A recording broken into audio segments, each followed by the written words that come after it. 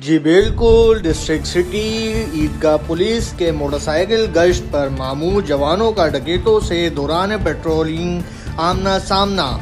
Firing के तबादले के नतीजे में 2 मुल्जिमान हलाक। SSP सिटी आरिफ अजीज मुल्जिमान से 2 पिस्तौल, बमा राउंड और 1 मोटरसाइकिल बरामद।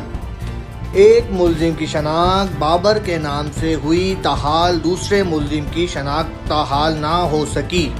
तफसीलात के मुताबिक ईदगाह पुलिस के नौजवानों ने दौरान मोटरसाइकिल गश्त 2 मोटरसाइकिल पर सवार मुल्जिमान को रोकने का इशारा किया, जिस पर मुल्जिमान ने पुलिस पर फायरिंग की और फरार होने की कोशिश की।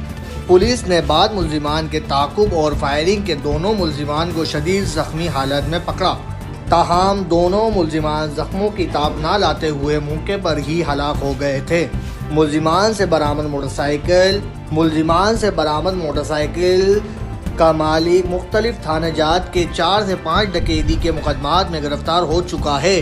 फायरिंग का तबादला इलाका थाना ईदगाह की हदूद अब्बासी चौक पर पेश आया। हलाक मुल्जिम बाबर इससे कबल भी 2 मुकदमात में गिरफ्तार होकर जेल जा चुका है। तर्जुमान district city police Karachi, reporter Shariyar Ali Gori के 6 सिटी न्यूज़ कराची।